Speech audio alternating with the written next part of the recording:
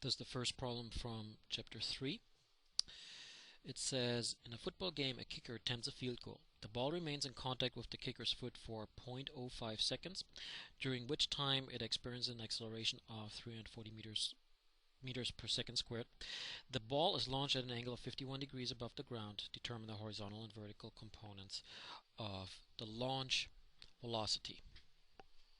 Okay, so we're gonna have here, it's gonna be kicked in this direction with an acceleration of 340 meters per second squared. Notice that that acceleration far exceeds gravity at an angle of 51 degrees.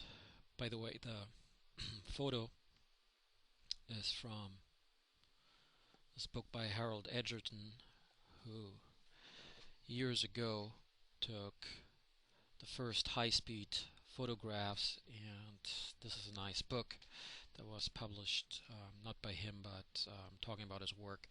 And yeah, some of these photos are just great. Here you can see that this very rigid football that we assume as being very rigid during the impact with a foot does squeeze tremendously by a pretty good fraction of its diameter. Okay, anyway, so that's the information we have. Gravity in this case is not gonna play a role because this is just about the impact itself. So it's not once the football has left the foot, yeah, then the acceleration is negative 9.8 down, but this is just during the impact.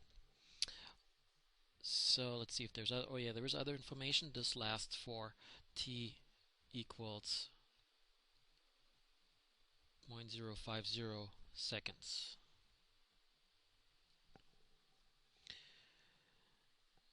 Yep, that's it. Okay, when I set up my table here, I do the typical thing x, a, v, v0, t.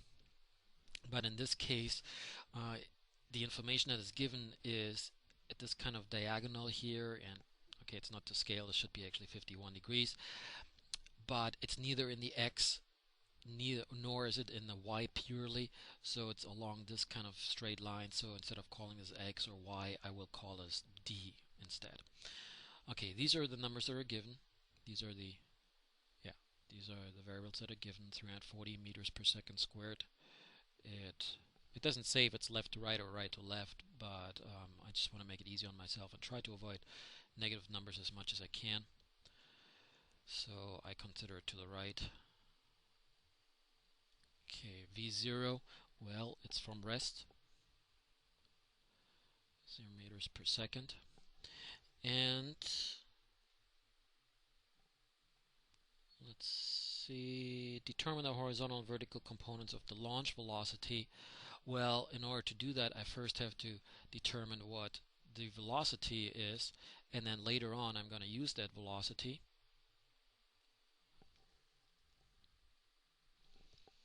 That launch velocity, which is the launch velocity is when it actually leaves the foot. So it's not the initial velocity of the when it just sits here, which is 0.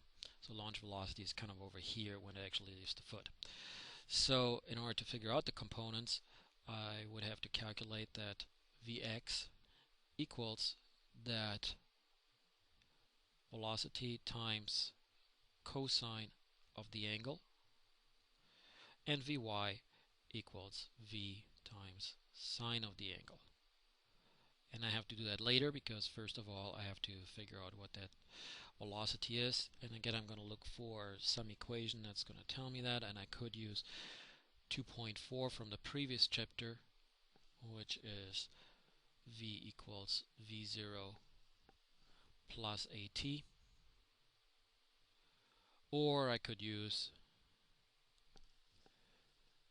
3.3a or 3.3b.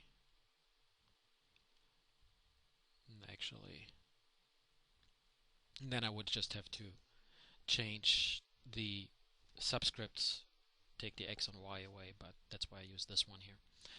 And And that's actually it. Now you just need to plug everything in here. So equals, you're going to come up with something, and then you plug in the V here along with the angle. Just make sure that your calculator is in degrees, not in radians, and you come up with the X and the Y components.